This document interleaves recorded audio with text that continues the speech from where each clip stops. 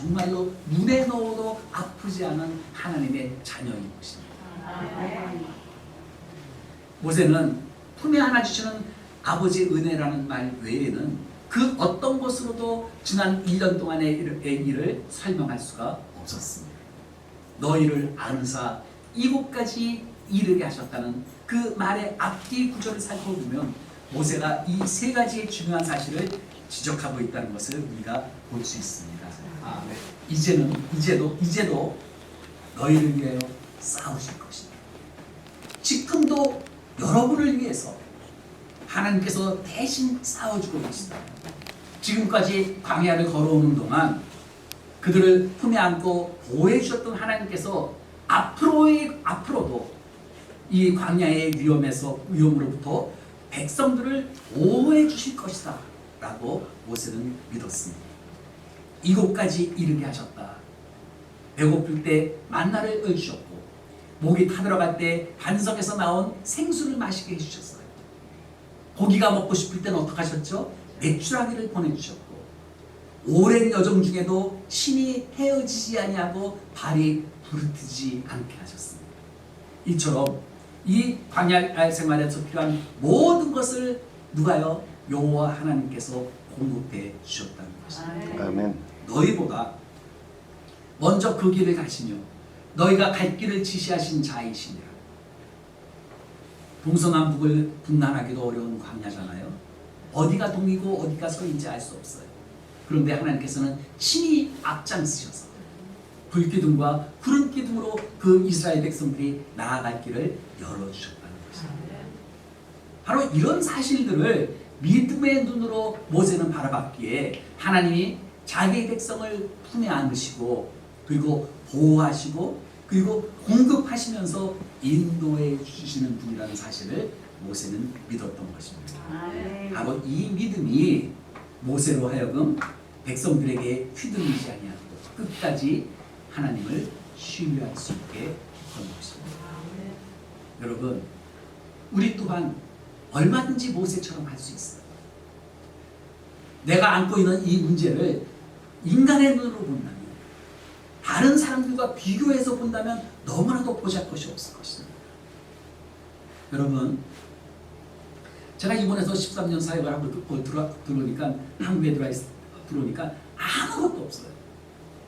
몸이 아파서 들어왔는데 수술을 할 그런 돈도 없었어요. 그런데 하나님께서 그 길을 다 열어주셨어요. 그래서 무사히 수술도 하게 하시고 교회도 세우게 하시고. 여러분, 제가 처음 말씀드리는 것 같은데 제가 기초생활수급자입니다. 정부에서 한 달에 약 90여만 원 정도 그런 거 나오는 거 있잖아요. 예, 그게 한 90여만 원 나와요. 그런데 저 그거 갖고서 살아요.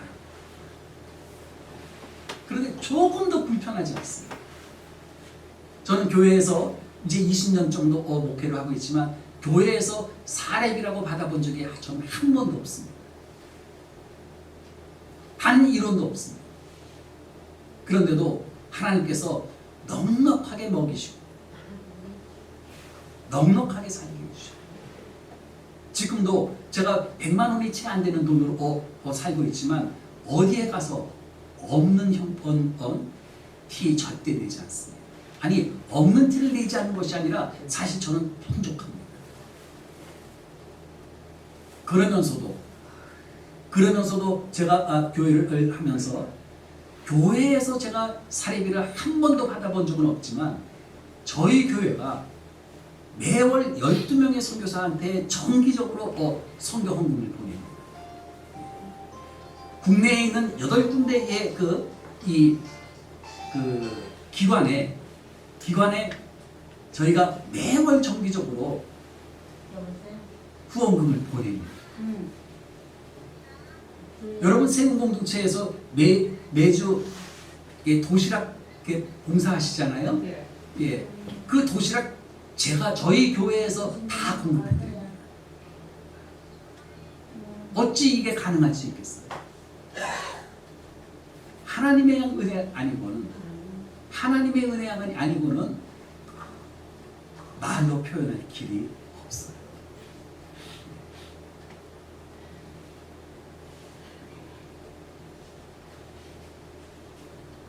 그렇게 1년 정도 그 광야에서 살았던 그 모세가 그로부터 39년 정도가 지나서 모세가 바로 죽음을 앞두고 한 마지막 설교가 이렇습니다.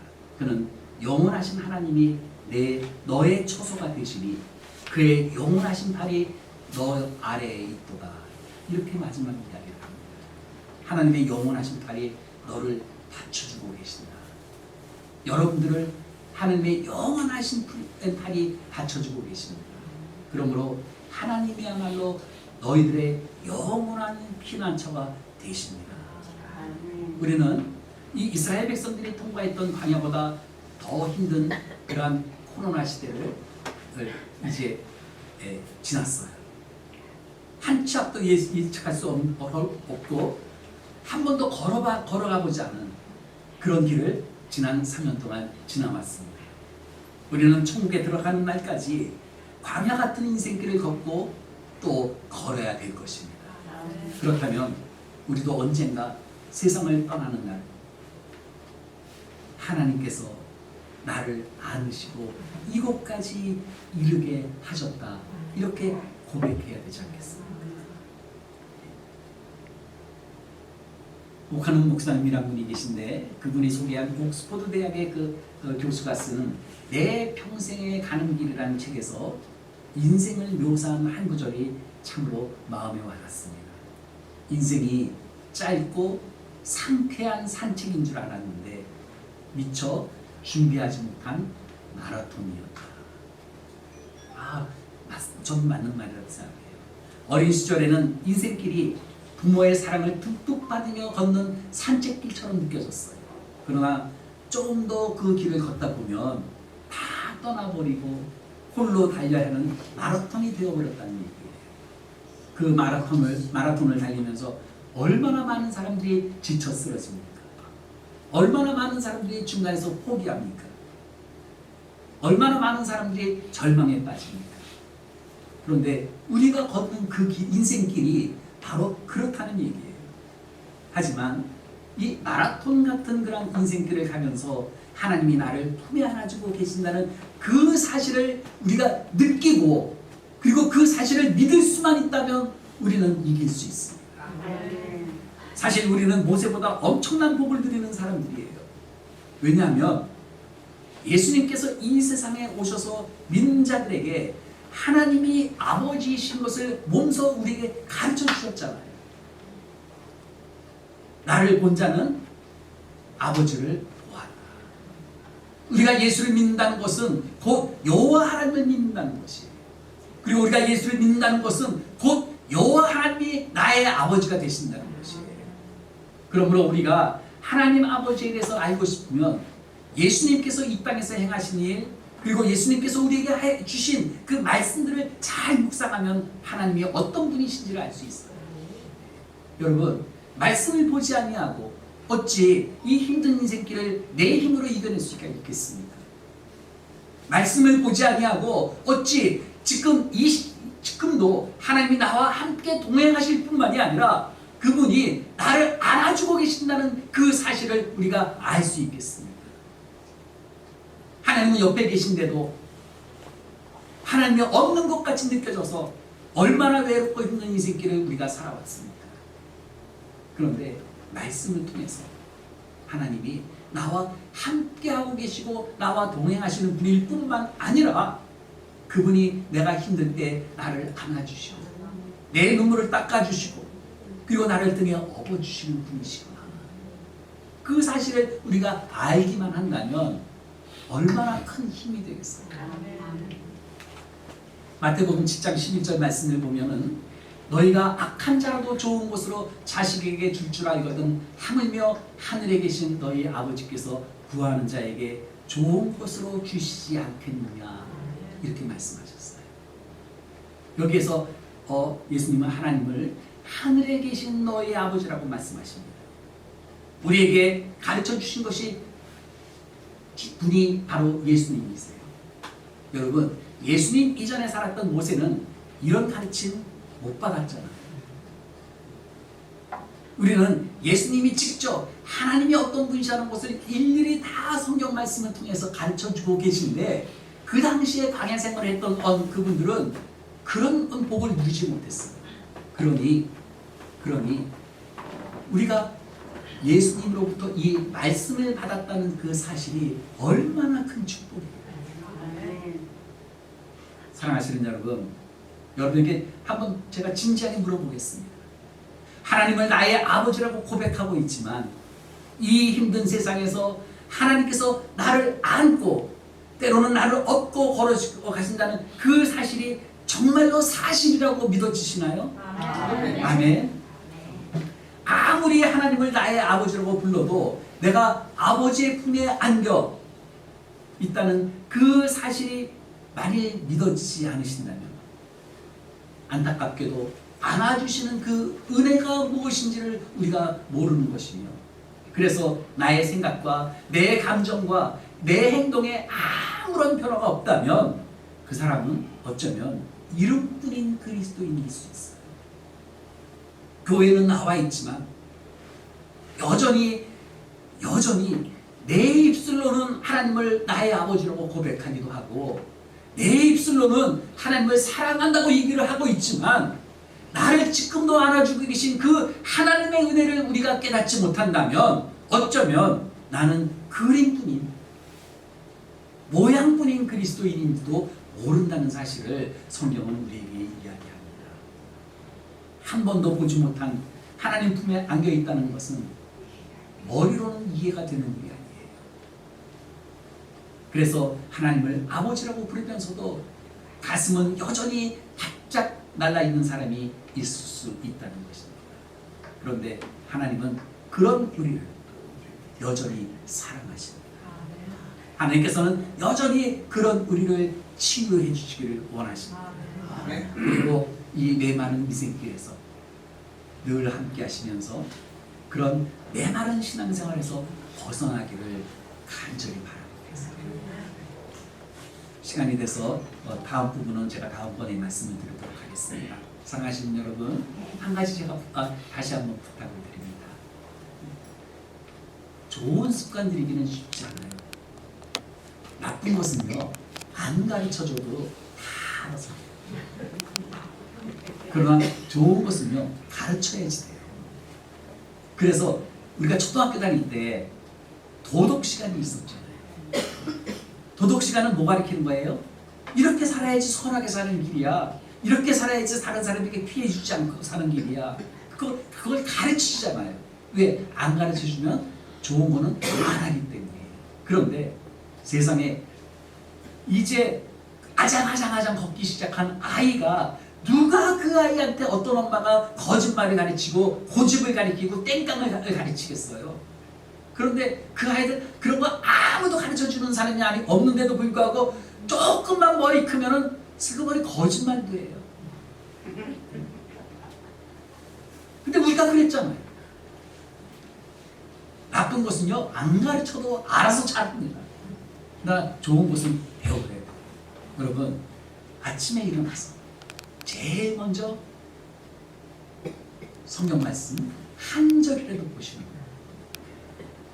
그리고 가능하다면 시편 23편 말씀, 그 말씀을 좀 크게 적으셔가지고 그래서 그걸 놓고 말씀을 잠깐이라도 보시고, 그리고 시편 23편 말씀을 여러분들이 읽고 그리고 암송하시기를 제가 원해요.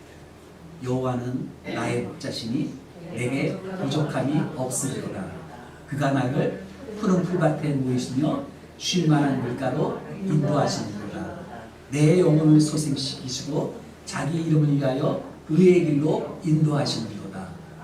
내가 사망의 음침한 골짜기로 다닐지라도 해를 두려워하지 않을 것은 주께서 나와 함께 하시리라. 주의 지팡이와 막대기가 나를 안위하시리라. 주께서 내 원수의 목전에서 내게 상을 차려주시고 내게 기름을 부으셨으니 내 잔이 넘치나이다. 내 평생에 선하심과 인자하심이 반드시 나를 따르리니 내가 여호와의 집에 영원히 살리로다. 아멘. 이 좋은 말씀을 여러분이 아침마다 적어놓고 읽고 하신다면 하나님이 얼마나 기뻐하실까요? 그래, 염려하지 마. 내 남은 인생 지금도 여전히 힘들고 어렵지만 이 인생이 끝나는 날, 세상에서 아무리 많은 것을 움켜쥐고 있다 할지라도, 아무리 높은 자리에 있는 큰 권력을 갖고 있는 사람이라도 그 권력으로는, 그 물질로는 갈래야 갈 수 없는, 오직 믿음으로만 갈 수 있는 천국이 너의 것이랍니다. 주님께서 여러분의 귀에 그렇게 들려주실 것입니다.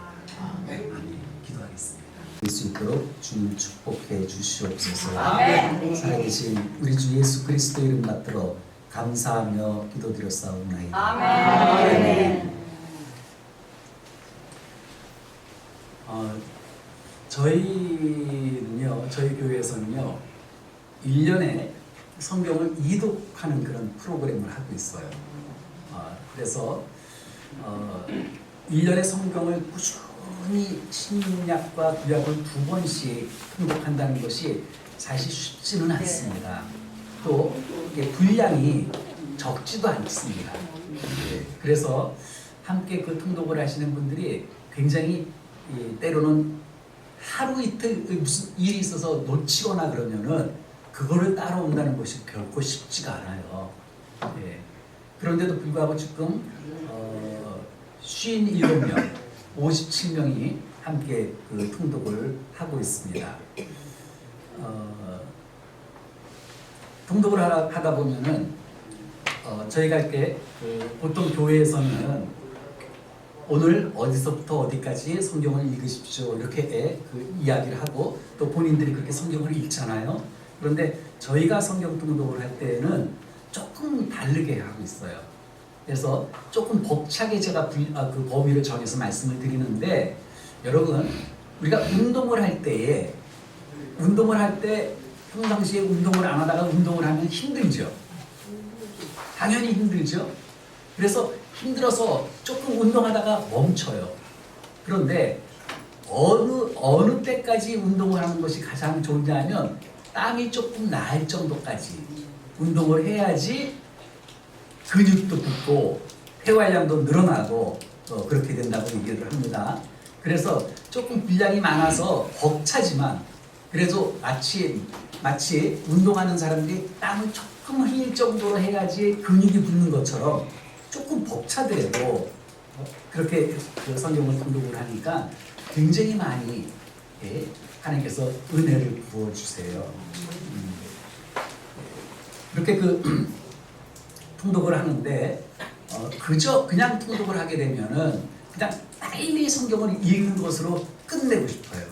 그런데 저희는 어떻게 하냐면 성경을 읽고 그날 주신 그 말씀 중에서 한 구절이든 성경 한 구절이든 2구절이든 오늘은 이 말씀을 하나님이 나한테 주셨구나, 그렇게 느껴지는 말씀을 붙잡고 그것을 저희 단톡방에다가 성경 구절을 다 올리고 그리고 그 말씀을 붙잡고 기도하는 훈련을 해요. 그래서 기도문들을 쭉 올려요.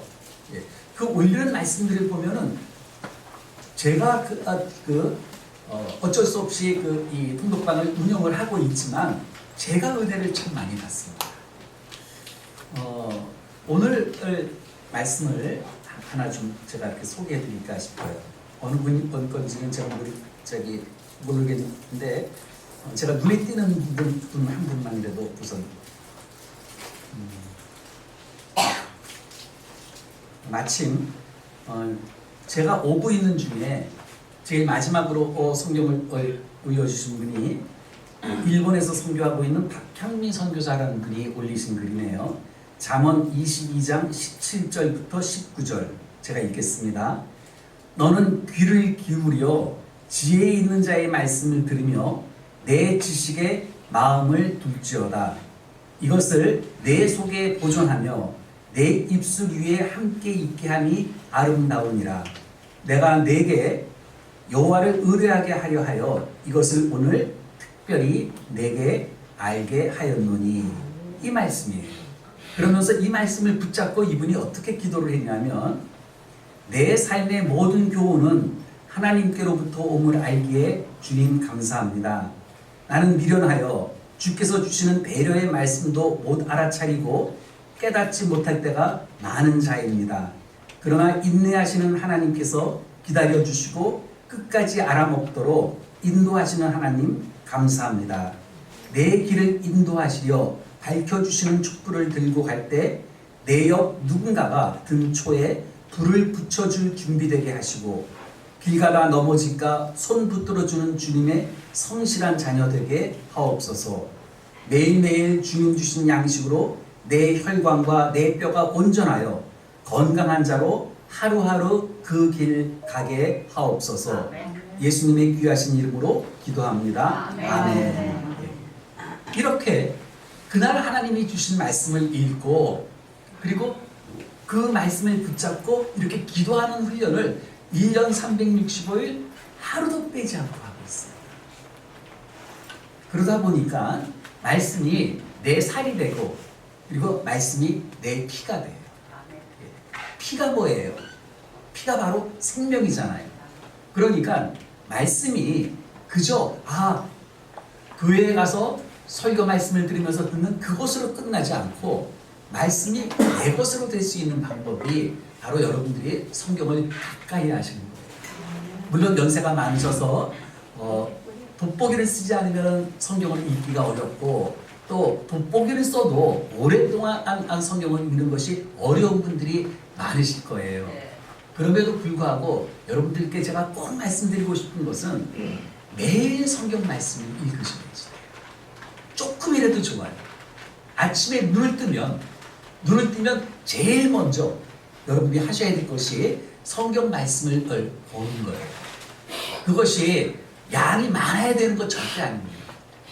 처음에는 훈련이 안 돼서 어렵습니다. 그러나 하루의 일과를 시작하면서 제일 먼저 말씀을 통해서 하나님을 만난다는 것, 그것만큼 중요한 것이 없거든요. 여러분에게도 그렇게 그 말씀을 조금 읽기를 권해드리고 싶어요. 오늘 제가 말씀을 읽고 올린 글을 제가 하나만 더 말씀드릴게요.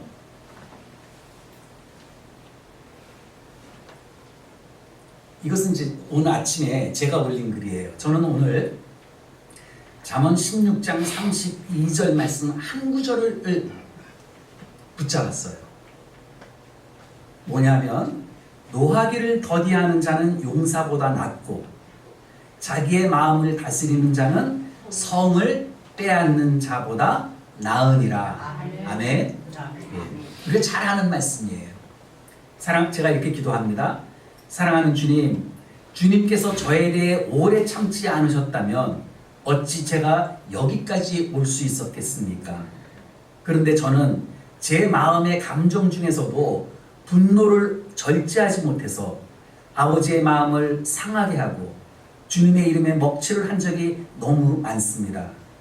심지어 사탄의 앞잡이 노릇을 하면서도 겉으로는 절제하는 척하면서 속으로는 온갖 저주를 퍼부으면서도 멀쩡히 양의 탈을 쓰고 있었던 적도 너무나 많습니다. 주님, 어찌하면 좋겠습니까? 용서하여 주시길 간절히 구합니다. 분노를 다스릴 수 있도록 도와주시옵소서. 사랑하시는 통독 가족들이 마음의 분노를 잘 다스리게 하시고 심지어 좋은 일마저도 절제의 열매를 거두는 삶을 살도록 도와주시옵소서. 예수님의 이름으로 기도하옵나이다. 아멘. 오늘 이 말씀은 제가 오늘 성경을 읽고서 하나님 앞에 제 마음을 그대로 기도로 올려드린 거예요. 하나님 도와주세요. 제가 목사라고 다른 분들에게 존경받고 또 며칠 전 스승의 날에는 지난 주일에는 성도들이 꽃다발도 주고 선물도 주고 그렇게 스승이라고 저를 대접하는데 제가 알고 보면 정말로 양의 탈을 쓰고 있는 늑대와 같은 사람인지 하나님은 아시잖아요. 겉으로는 웃으면서도 속으로는 미워하고 때로는 저주하기도 하고 때로는 무시하기도 하고 그러면서도 겉으로는 웃음을 웃고 있는 그런 가면을 몇 겹이나 둘러쓴 그런 사람인 줄 하나님 잘 아시잖아요. 그럼에도 불구하고 하나님께서 오래 참으셔서 저를 내치지 아니하시고 이 자리까지 오게 하신 것 얼마나 감사한지 모르겠어요. 이제는 하나님 얼굴에 제가 먹칠하지 아니하도록 하나님 저를 도와주세요. 저로 인해서 하나님이 다른 안 믿는 사람들로부터 오해받지 않도록 하나님 저를 도와주세요. 이렇게 기도하는 거예요. 다시 한번 말씀드리지만 여러분들께서도 하루를 시작하실 때 될 수 있으면 성경 한 구절이 더 좋으니까 말씀을 꼭 읽으시는 것. 그래서 방법이 하나 있는데 뭐냐 하면 우리가 집안에서 가장 눈에 잘 띄는 데다가 성경책을 갖다 놓는 거예요. 성경책을 어떤 분은 너무너무 귀하게 생각해요. 하나님의 말씀이니까 너무 보배 같아. 그래서 장식장에다가 잘 모셔놔요. 너무너무 귀해서. 그런데 성경은 그렇게 귀한 것은 틀림없습니다만 하나님은 그것을 장식장에다가 꽂아놓으라고 주신 것이 아니거든요. 그래서 눈에 제일 잘 띄는 자리에다가 성경책을 놓으시고 그런데 그냥 놓으시면 안 돼. 어떻게 놔야 될까요? 그렇죠. 펼쳐놔야지 돼요. 그 전날 읽던 것 그 자리에서 그거를 그냥 펼쳐놓으세요. 덮어놓는 것과 성경을 펼쳐놓는 건 또 달라요. 펼쳐놓으면 보게 됩니다. 그래서 성경을 늘 가까이 하실 때 성경의 말씀이 여러분들의 살이 되고 뼈가 되고 그리고 생명이 될 줄로 믿습니다. 아멘. 오늘 여러분과 함께 이렇게 살펴볼 말씀은 신명기 1장 29절로 33절 말씀이에요. 신명기 1장 29절로 33절 말씀 제가 천천히 읽겠습니다. 내가 너희에게 말하기를 그들을 무서워하지 말라 두려워하지 말라 너희보다 먼저 가시는 너희의 하나님 여호와께서 애굽에서 너희를 위하여 너희 목전에서 모든 일을 행하신 것 같이 이제도 너희를 위하여 싸우실 것이며 광야에서도 너희가 당하였거니와 사람이 자기의 아들을 안는 것 같이 너희의 하나님 여호와께서 너희가 걸어온 길에서 너희를 안으사 이곳까지 이르게 하셨느니라 하나 이 일에 너희가 너희의 하나님 여호와를 믿지 아니하였도다. 그는 너희보다 먼저 그 길을 가시며 장막 칠 곳을 찾으시고 밤에는 불로 낮에는 구름으로 너희가 갈 길을 지시하신 자이십니다. 아멘. 제가 읽었습니다만 여기에서 혹시 제일 마음에 딱 들어오는 말씀이 있었어요? 어떤 말씀이었을까요? 하나님이 나를 어떻게 해요? 안아주셨다. 마치 여러분들이 자녀를 키우면서 그 자녀가 너무너무 이뻐서 그래서 그 아이를 꼭 가슴에 안아주듯이 또 아이랑 같이 어린아이와 이제 걸음마 배우는 아이와 길을 가다가 앞에 돌이 좀 놓여 있고 아니면 조그만 물이 고여 있고 그래서 거기에 발이 젖을까봐 얼른 그 아이를 번쩍 내 품에 안아서 그 돌을 지나가고 구덩이를 건넜던 것처럼 하나님께서 여러분들을 이제까지 안아주셨다. 때로는 업어주셨다. 여러분 이런 얘기 많이 들으셨을 거예요. 어떤 사람이 이제 세상을 떠나서 천국에 갔어요. 그래서 예수님을 만났어요. 그래서 예수님 너무너무 사랑해요. 감사해요. 그동안 저를 얼마나 사랑해 주셨는지요. 그래서 예수님의 품에 안겨서 자기가 살아온 길을 쭉 한번 예수님하고 돌아보는데, 예수님하고 같이 걷던 그 길에 발자국이 두 사람의 발자국이 있는 거예요. 발자국이 4개겠죠? 예. 아, 그렇구나. 나는 그때 몰랐는데 저때 예수님이 제가 걷고 있는 그 길에 예수님의 발자국이 있었군요. 나와 늘 같이 해주셨군요. 그래서 그걸 이렇게 쳐다보고 있는 거예요. 그런데 어디를 딱 보니까 발자국이 하나예요. 그러니까 한 사람의 발자국밖에 없어요. 근데 돌아보니까 그때가 자기가 이제까지 살았던 인생 중에서 제일 힘들고 어려운 때였거든요. 그러니까 그 성도가 예수님께 말하는 거예요. 아, 예수님, 저하고 늘 같이 이렇게 걸어와 주신 건 너무너무 감사해요. 그런데요, 제가 정말로 힘들 때 예수님 발자국이 없잖아요. 예수님이 안 계셨으니까 제가 그렇게 힘들었던 거군요. 예, 그렇게 얘기를 했어요. 그랬더니 예수님께서 웃으시면서 하시는 말씀이 아니다. 저 발자국은 네 발자국이 아니고 내 발자국.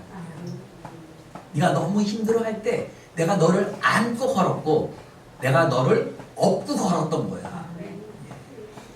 여러분, 때로는 원치 않는 일, 때로는 힘든 일 당하시죠? 그때 예수님이 죽으시거나 졸고 계시거나 아니면 딴 데 한눈 팔고 계신 것이 아니라 여러분을 안아주시고 그리고 여러분을 업고 그 어려움들을 건너게 하신다는 사실을 여러분들이 믿으셨으면 좋겠습니다. 제가 이 성경을 통독하면서 오늘 바로 읽었던 이 신명기 1장의 말씀을 읽다가 바로 여러분이 딱 귀에 들으셨던 말씀, 광야에서도 너희가 당하였거니와 사람이 자기의 아들을 안는 것 같이 너희의 하나님 여호와께서 너희가 걸어온 길에서 너희를 안으사 이곳까지 이르게 하셨느니라. 이 말씀이 눈에 탁 들어오는 거예요. 하나님께서 이 이스라엘 백성들을 마치 아비가 자식을, 어미가 자녀를 안아줬던 것처럼, 업어주었던 것처럼 그렇게 돌보셨다는 그 말씀이 제 마음속으로 훅 들어왔어요. 그러면서 제가 그 20년 전에 일본에서 첫 번째 목회를 시작하던 때부터 이제까지의 여정이 마치 비디오를 보듯이 머릿속에 쭉 떠오르고, 그런데 공교롭게도 제가 일본에서 사역했던 지역의 이름이 나가노예요. 어떤 사람은 제가 나가노에서 사역을 하고 왔다 그러니까는 나가노라라 뭐 이렇게 놀리더라고요. 나가노라는 곳이었는데 나가노가 한자로 쓰면은 장야라고 써요. 긴 장자, 들야자. 그러니까 긴 들판이라는 거예요. 그러니까 뭐 긴 들판이나 성경에서 얘기하는 광야, 넓은 들판이나 다 그게 그거죠. 제가 사역하던 곳이 바로 그렇게 광야 같은 곳이었구나, 그런 생각을 해봤습니다. 그곳에서 사역을 하면서 정말로 교인이 한 명도 없는 곳에서 일본에 도착해서 6개월 만에 첫 번째 교회를 세우고, 그리고 아무도 없는 곳에서 이런 강대상 같은 게 구할 수가 없었어요. 워낙에 일본의 총구석이었고, 그리고 만약 동경 같은 데 가면은 한국에서 수입해 온 그런 이 강대상 이런 것들이 있는데 비싸서 살 수도 없을 뿐더러 또 거기서 사가지고 제가 있는 지역까지 갖고 오는 운반비는 말도 못해요. 그래서 엄두도 못 내서 강대상도 제가 나무를 사다가 직접 만들고, 그리고 또 십자가도 걸고 싶어서 십자가도 제가 직접 만들었어요. 그래서 귀하면은 잘 만들고 싶어서 어떻게 만들어야 되죠? 하나님, 제가 이런 거 한 번도 안 해봤는데 지혜를 주세요. 그래가지고 하나님께서 주신 생각이 기왕이면은 십자가의 뒤에서 조명도 은은하게 비치는 그런 십자가를 만들었으면 좋겠다 해가지고 이렇게 나무를 사다가 하나씩 이 삼면을 붙여가지고, 상자 만들듯이 삼면을 붙여가지고 그래서 십자가를 만들었어요. 그리고 그 뒤에 조명을 해야 되는데 그때만 해도 이런 뭐 LED 등이나 이런 게 없어가지고 어떻게 해야지 조명을 할까 하다가 문득 생각나는 게 여러분 냉장고 문을 여시면 냉장고 안에 불 들어오죠. 네. 그게 5W짜리 요만한 전구예요. 5W짜리. 그래서 그거를 11개인가 12개를 다 전기줄을 사다가 이어가지고 그래가지고 그 뒤에다가 이렇게 놓았어요. 놓아가지고 불을 탁 켜니까는 환하게 불이 들어오더라고요. 얼마나 감사하고 신기하든지. 그런데 여러분, 제가요 그 십자가를 만들려면 어떻게 만들겠어요? 밀가루 푹 써가지고서 나무를 붙일 수는 없잖아요. 그러니까 십자가를 만들려니까 어쩔 수 없이 십자가에 못을 박아야죠. 그런데 그 십자가를 만들면서 그래서 나무를 다 재단을 해놓고 이제 붙이기만 하면 되는데 붙이려고 망치를 딱 드는 순간 눈물이 꿀꺽 나오는 거예요. 그래, 내가 이제까지 예수를 믿는다고 하면서도 그래서 예수가 달리신 그 십자가에 내가 못을 박혀야 되는데 그렇지 않고 예수를 내 손으로 십자가에 그렇게도 많이 못을 박았구나. 그런 생각이 들어서 눈물이 흘러서 못을 박지를 못하겠더라고요. 그런 은혜. 그래서 정말로 그 십자가를 만들다가 가슴을 치면서 기도했던 그때의 날의 생각들.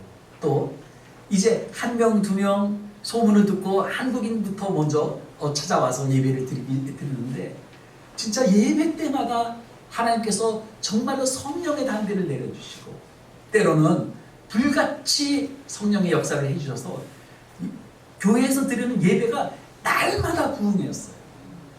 오죽하면 이런 장의자 같은 것이 거기는 없으니까 회의용 테이블에다가 접이식 의자를 놓고서 예배를 드렸는데 그 회의용 테이블 위에 그 테이블마다 곽티슈가 있었어요. 나중에 일본 목사님이 오시더니 유 목사님 왜 이렇게 그 테이블마다 곽티슈가 있어요? 그러면서 혹시 성도들이 예배를 드리다가 우시나요? 그러더라고요. 얼마나 예배를 드리는데 성도들이 우는지 곽티슈가 테이블마다 있을 정도였어요. 그렇게 가슴 아픈 사연들을 가슴에 묻고 살아가고 있는 이 한국인들과 거기에서 만나서 함께 손을 잡고 그리고 우리를 찾아오신 그 하나님의 은혜에 감사하면서 성도들이 참으로 많이 울었습니다. 아시는 분은 아시겠습니다만 하나님이 그곳으로 보내셨을 때에 어째서 하나님이 그곳으로 보내셨냐면 그곳이 일본에서 유명한 사창가예요. 일본에서 유명한 창조촌이에요. 제가 거기 갔더니 한국인들이 거기에 약 100개 정도의 술집들이 이렇게 모여 있어. 큰 온천, 유명한 온천 단지거든요. 있는 100개 정도가 있는데 그 중에서 75개 정도의 술집 주인은 한국 사람이에요. 그리고 한 술집에 보통 한 10명 정도의 한국인 여성들이 일을 해요. 그러니까 75, 75개, 10명 곱하면 약 750명 정도의 한국인들이 거기에서 몸을 팔고 있더라고요. 정말로 기구한 운명을 살고 있는 그분들을 하나님 만나게 하시고 그래서 그들이 교회에 모이기 시작하고 그래서 그들과 함께 교회를 세웠습니다.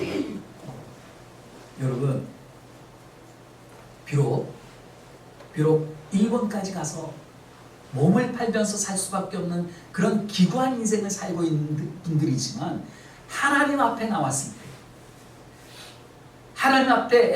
나왔을 때 그들이 하나님 앞에서 흘렸던 그 눈물은 진실이었어요. 그들이 하나님께 부르짖었던 그 기도의 소리는 정말로 가슴 깊은 깊은 곳에서부터 쏟아져 나왔던 말로 다 표현할 수 없는 그런 부르짖음이었어요. 그런 분들을 만나서 함께 은혜를 나누고, 그런 길을 제가 13년 동안 하고 왔기 때문에 오늘 이 하나님께서 우리를 안아주셨다는 그 말씀이 너무너무 가슴에 와닿더라고요. 하나님께서 저만 안아주신 것이 아니라 그곳에서 만났던 많은 성도들을 다 안아주셨고, 그리고 당연히 이 자리에 계신 여러분도 안아주셨습니다. 아멘. 오늘 본 말씀은 이 이스라엘 백성이 애굽에서 노예로 살다가 이제 노예에서 해방된 후에 광야로 들어가지고 약 1년 동안 광야에서 지나면서 있었던 일들을 회고하면서 모세가 이 이야기를 하고 있는 거예요. 모세와 이스라엘 백성들은 1년 동안 이 모세의 표현에 의한다면은 크고 두려운 광야에서 지냈습니다. 때로는 먹을 물을 구하지 못해서 쩔쩔매다가 모세를 원망하기도 하고, 먹을 것이 떨어져서 배가 고파 죽겠다고 아우성을 치다가 당장이라도 모세를 돌로 치려고 했던 그런 험악한 상황들이 있었어요. 뿐만 아니라 수시로 천막을 쳤다 걷었다 하는 그런 불안정한 생활을 했어요. 여러분, 우리가 이사 한번 하려고 그러면 얼마나 힘이 듭니까? 그런데 그들은 천막에서 살았기 때문에 하나님께서 인도하시면은 당장이라도 천막을 걷어가지고 얼른 짐을 싸서 하나님을 쫓아갔어야 됐고, 더 가고 싶은데도 하나님이 멈춰 있으면은 그 자리에서 계속 머물러 있고, 그런 생활을 계속하고 있었거든요.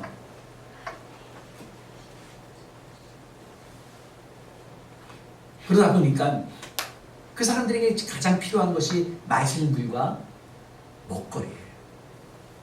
그런데 하나님께서 그들에게 만나를 알려주셨어요. 그래서 만나라는 것이 음식의 전부였어요.